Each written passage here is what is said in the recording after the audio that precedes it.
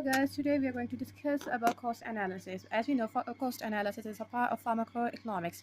There are four types of cost analysis. First is cost minimization analysis, the second is cost utility analysis, third is cost effectiveness analysis, and the fourth is cost benefit analysis. The cost minimization analysis we go towards the drugs cost different, but the outcome is same. All right, we use this when the drugs cost different, but the clinical outcome is the same. For example, there is Panadol and there is generic paracetamol. We know that the Panadol costs more as compared to the generic paracetamol because we have learned that the brand also need to include its cost. The brand medicines cost more as compared to the generic medicines. So what we would do is that we know that these both have the same clinical outcome. We would go towards the generic one, the one which costs less but produces the same effect. Now, if you come towards the cost effectiveness analysis, in this the cost of the drugs are different, their outcomes are also different. All right. So how on the other hand decreases 5 mmHg BP but costs around 75 rupees. But drug C costs around 100 rupees, but if we look at its effect, it reduces 15 mmHg of BP. Now, while considering the cost and the effectiveness, we would go towards the drug C. Why? Because it gives more value towards its effect. Now, similarly, we would see cost utility analysis. Cost utility analysis is the one in which we go towards the benefit of life or the quality of life. In this, we would prefer to use a drug or a treatment which increases the quality of life irrespective of the cost, but most probably we need to also look towards the cost also. Now, for example, treatment A costs around 1.15 lakhs, where it increases the lifespan of a patient by 1.5 years, but in this towards the benefit of life or the quality of life. In this, we would prefer to use a drug or a treatment which increases the quality of life irrespective of the cost, but most probably we need to also look towards the cost also.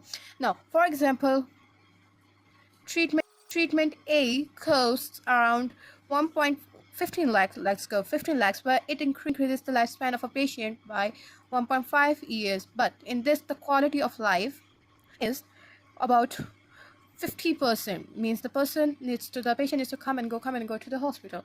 Treatment B costs about 10 lakh overall. It increases the life of a person by 2 years, but the quality of life decreases by 75%, means the patient needs to be hospitalized a lot. He needs to stay in the patient needs to stay in the hospital a long time, while the treatment C costs around 10 lakhs. Similarly, it increases the patient's life by a year, but the patient enjoys 75% increase in the quality of life. Now, taking into the consideration of the years extended and the quality of life, we would go towards the treatment C because it provides the most beneficial or the most benefactory outcome. It costs similar to the cost of treatment B, but it increases the life by 1 year, and it also increases the quality in which the patient would live by 75% increased. It is most beneficial if the patient is facing some chronic illness, which usually, for example, it's a cancerous patient. Now, the fourth one is cost-benefit analysis. Cost-benefit analysis is in this the outcome and the cost of the treatment or the disease or the campaign is measured in monetarily terms. It is most useful for the government or some administrative parties that have some control over the financial terms. For example, a government releases a vaccination plan. Let's say vaccination plan A. The vaccination plan A costs around 1.5 million rupees, but its outcome gives us around 2 million rupees benefit. Similarly, vaccination plan B cost around 2 million, but if we look at its outcome, it gives us 2.1 million rupees benefit.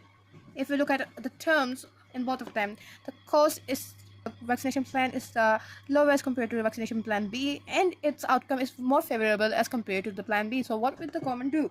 The government or the administrative parties would go towards the vaccination plan A. These are the four types of analysis that is used in the pharmacoeconomics to take decisions regarding a treatment or the campaigns or the quality of life or how to treat a patient. All right, in the next lecture we will learn about the different costs they are, meaning what are these costs. We have analyzed the cost, but what are the costs over here? We will look at those, and then we will also look towards the perspectives that are taken into consideration while also considering the analysis to look towards the disease outcome.